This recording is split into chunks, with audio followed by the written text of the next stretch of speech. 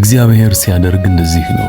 መቼም እሆናለሁ ብላችሁ ያላሰባችሁትን ሲያደርጋችኋል። መቼም እወጣዋለሁ ብላችሁ ካላሰባችሁበት ቦታ ያወጣችኋል። መቼም ይሳካል ብላችሁ ያልጠበቃችሁትን ህልም ያሳካላችኋል። መቼም እቆምበታለሁ የማትሉት ቦታ ላይ ያቆማችኋል። መቼም አላልፈውም ያላችሁትን ነገር ያሳልፋችኋል።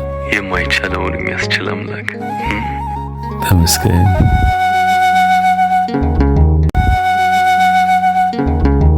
ሰላም ሰላም ኩራት ተኸታተልቲ ብዘለኹም ኮይንኩም ነዛ ቪድዮ ትሪኡ ብምሉእኹም ሰላምኹም ብዙሕ ትርፍ ይበለለይ። ነዛ ቻናል ሓደሽቲ ዝኾንኩም ሳብስክራይብ ብምግባር ቤተሰብ ኩኑ። ነዛ ቪድዮ እውን ላይክ ብምግባር ጀምርዋ ኩራተይ። ሎማዓንቲ ሰንበት እውን እዩ ኣዴና ቅድስት ድንግል ማርያም በዓል እውን ኢና እንቋዕ ብፅሐኩም ርሑስ በዓል ሰንበት ይኹነልኩም ዞማሓተይ። ሰንበትና እንታይ ይመስል ዝብል ብሎግ ሰሪሐ እኒአኹና ሓቢርኩምኒ ክሳዕ መወዳእታ ምሳይ ፅንሑ ክቡራተይ። ኣብዚ ከምዚ ትሪእዎ ኣለኹም ምስ ኣርሰዋይ ማዕረይ ቤተክርስትያን እናኸድና ኢና። ኣብ ሰፈር ሓደሽቲ ስለ ዝኾና ቤተክርስትያን ኣበዩ ዝብል ንፈልጦ ነገር ኣይነበረናን። ሰባት ሎማዓንቲ በዓል ስለ ዝኾነ ደድሕሪኦም ክንከድ ኢና ኢልና ነርናና። ካብኡት ቤተክርስትያን ዳኺዳና ምህረት ዳማርያም ዝበሃልስ ክልተ ተቓራኒ ኮይኑዋ ሓደ ንምዕራብ ገጽ ሓደ ንምብራቕ ገጽ ኮይኑስ ሰብ ናብ ክልቲኡ ይኸድ። ካብኡ ናበይና ንኸድ ኣለና ኢልና ግራኣቲና ዝሮዝሮ ናብ ዝኾነ እናተኸተልና ሰባት ኸይድና ናብ ዳኺዳና ምህረት ዝበሃል ቤተክርስትያን ኣቲና ኣለኩም። ከርእየኩም እቲ ቤተክርስትያን ሓድሽቲ ኮይንካ ንሰፈር መቸም ነገራት ክሳዕ ትለምዶ ክብድብድ እዩ ዝብለካ። ኣብዚ ከምዚ ትሪእዎ ኣለኹም ናብዚ ቤተክርስትያን እዚ ኸይድና እዚ ቤተክርስትያን እዚ ዳኺዳና ምህረት እዩ ዝበሃል ኢሎምዎ። ከምዚ ኢልናዮ ቤተክርስትያንና ስዒምና ሰንበትና ብፀሎት ጀሚርናዮም ኣለኩም። መሬት ርሕስሕስ ኢሉ እኒኦ ከምዚ ትሪእዎ ኣለኹም። ዳርጋ ሳልሳይ መዓልቱ ገይሩ ዝናብ ዳርጋ ናዘነብዮም ንእሽተይ ንእሽተይ ደረቕረቕ ኢሉ ነይሩና። ሎም ቅነ ግን ዳሕና ንእሽተይና ክረምቲ ድባብ የምፅሎ ይመስል ይመልአልና። ዝሕልሕል ኢላ እኒኣ መቐለ ብጣዕሚ ሙቐት ነይሩስ ሕዚ ቁርቁር እዩ ዘብለና ኣሎ። ተመስገን ከምኡ ኢሉ ይመልኣዮ። ኣዝመራ ኣየስእንና እግዚኣብሔር ኣምላኽ። ብፍላይ ብዓድና ብኸባቢና ብዕዳጋ ሓሙስት ገፅ ከዓ ምንም ዝናብ ዝበሃል የለው ገለ ኢና ተባሃለ ነይሩ ደረቕረቕ ኢሉ እዩ ነይሩ። ዝሮ ግን እግዚኣብሔር ጨኪኑ ይጨክንን ክመፁ ይኾኑ እዮም እና ኣብዚ ከምቲ ትሪእዎ ኣለኹም ካብ ቤተክርስትያን ንገዛና ተመሊስና። ይኸው ገዛና ኣስቤዛና እናኸታተፍና ኢና። ምሳሕና ንሰርሕ ደሊና ሩዝ ከም ዝፈቱ ነጊረኩም ነይረና። ኣብዚኣ ንሩዝ ዝኸውን ኣትክልቲ እናኸታተፍኩ እየ። ሩዝ መግሉባ እየ ክሰርሕ ሎማዓንቲ ካብ ሳፍ ቃሪት እየ ነይረ መግሉባ ካብ ዝጥዕም ንድሓር ከዓ ናቶፍ ቃሪት እየ ኮይኑ እኒአኹ። ኣብዚ ኸታቲፈ ወዳዲአ ከምዚ ትሪእዎ ኣለኹም ገዛይ እናለዓዓልኩ እየ እናፀራረኹ እየ። ብጣዕሚ ዝደበረኒ ነገር እንተሃለዩ እዚ ገዛ እንታይ መሲልኩም? ገዛ ንምሕፃብስ ኩሉ ግዜ ንኽትሓፅቦስ ዘይምቺ ኮይኑዋ። ኣነ ከዓ ገዛ ካብ ምውልዋል ምሕፃብ እዩ ንዓይ ደስታ ልበኒ። ምስሩ ፍጥነት እውን ዝበልን ቀልጢፈ እውን ዘፅርዮ ካብኡ እውን ልበይ ደስ ዝብለኒ ገዛ ተፅረዮስ ተሓፂቦ እየ እምበይ ተወልዊለየ ይኮነንዋ። ተወልዊለዮ በቃ ምንም ዝፀረየ ይመስለንን።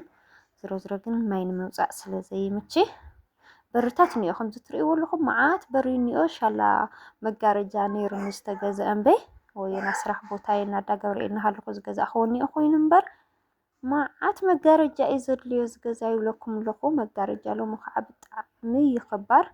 ይኸው ዝትሪእዎ ኣለኹም ብሰለስተ ይኒአዎ ማዕፆ ሰለስተ ኣርባዕተ እዛ ንእሽተይ መውፅኢት እኒአዎና ንኣርባዕቲኡ በተለይ ንሰለስቲኡ 3 ሜትሮ ምፍረቓን ገለ ይኾን ትማዓፁ ንሰለስቲኡስ መጋረጃ የድልዮ እዩ ከምዚ ትሪእዎ ኣለኹም። ግን ከዓ ብሓንቲ ጥራሕ እያ ክፍቲ እምበር ካልእ ዕፁብ እዩ።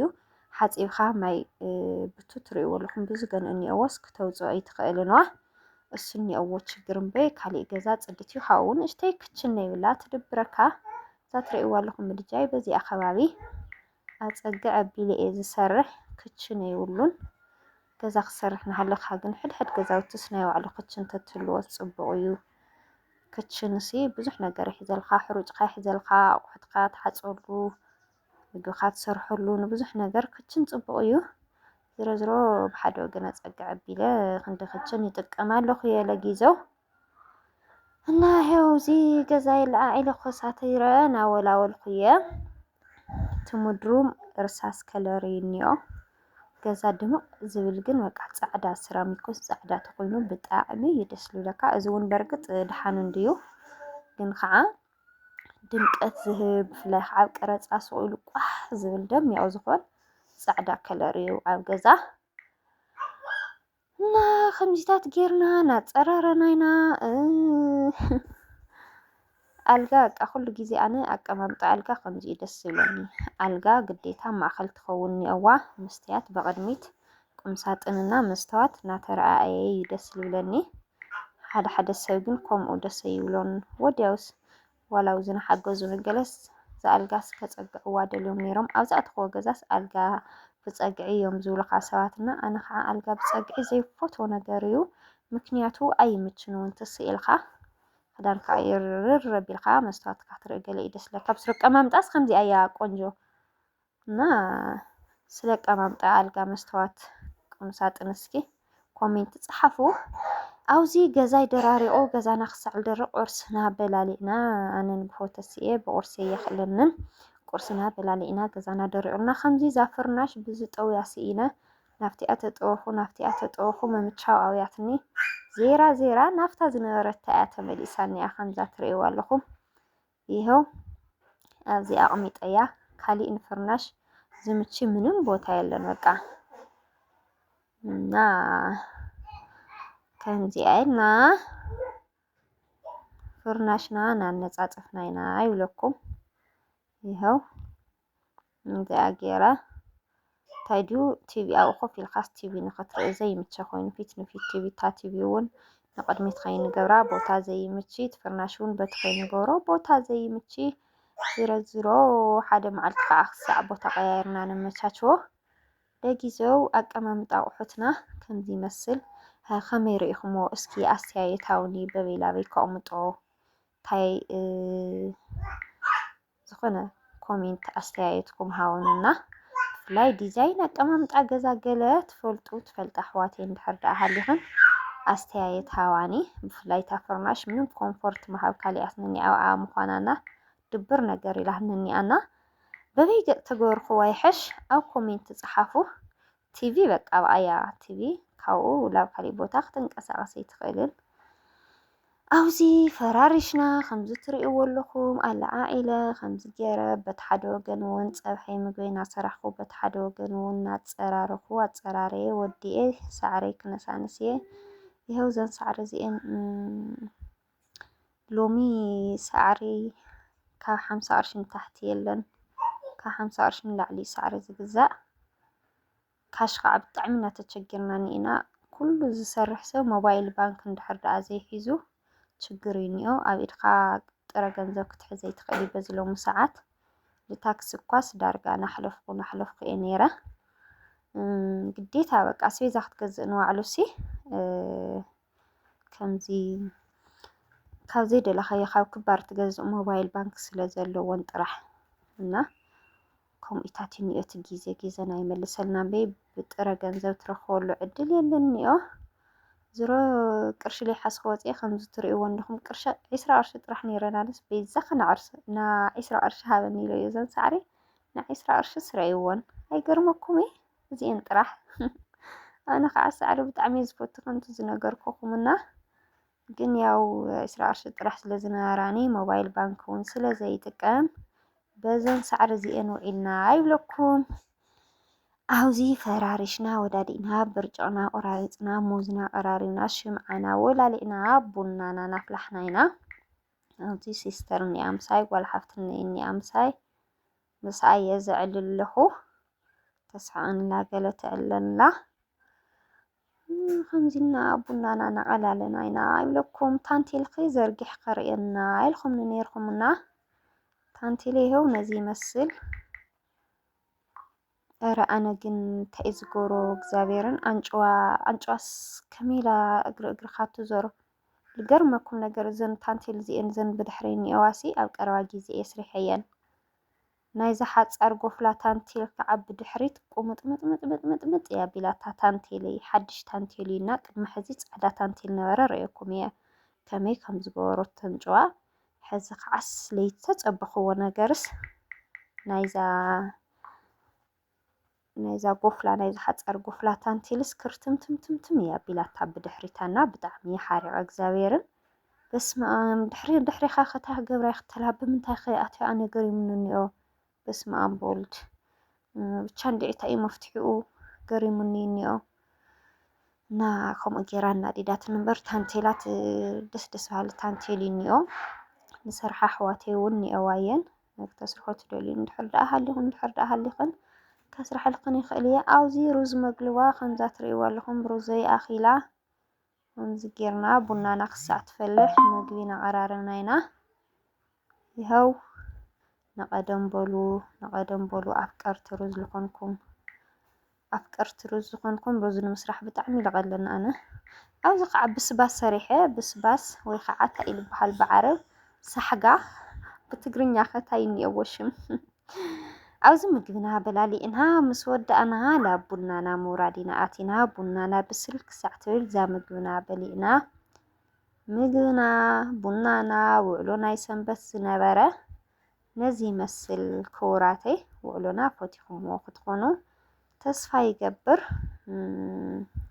يو كمزي فلوج هذا زي فلوج نشعو فلوج تسرح بتعمل دبركا بايزوي اسكي فلوج سرحنا هلا قدس ديلو لكم او كومنت تصحفوا لي كل جزء فلوج مسرح قنا انا بتعمل السلاتين وكانا قلنا عخاتكم زدست ندحر دا اخوينو فلوج سرح يا تشغري يقولون نشعو تدقاقا مخون هالي حدش نقر زيولو خون هالي خاعة بتعمل دبركا بتيلو بتيقن ندحر لأخاتكم ززناني ندحر لأخاتكم دسلوكم بفلاي بنا قراربا كنستي بنا بقاتنا بنا نقرس دسي زبلنا اتبلانا حواتيني اخاننا ندحر لأن أخاتكم دس بالخوينو بخمز زي ما تقولو مخنيات يلن انا ايهو كم زيتات يمثلوا علينا نقدم بولو برجق حازو موز حازو كاو كله نقدم بولو لكم بخالي فيديو كساع نراخه او زخفل لكم مدبر تاعكم خا اي فليني لايك شير سبسكرايب نغوركم ابرتاتوني زومحاتي سبسكرايب እንኳን በጣም ይደቂሱኒዮ ሎም ቀነ ዳህና ይንቀሳቀስሎም በይ ሰብስክራይብ ታይኮይኑ ጸጥ ይሉ ነርና ሰብስክራይብ ጎርን ሐዋቴና አኻትኩም ምንም አይትጉዱይ ኣብዚ ዛቡና ለወይኔ ጥራሕ ያቀድሕ ያኒኹ አይሰትን ኢላህኒ ዛ ሲስተር አነ ለወይኔ ከምዛ ትሪኡ ኣለኹም ሓፋስ ቡና ለወይኔ ቀዲሐ ይብለኩም ለኹ እና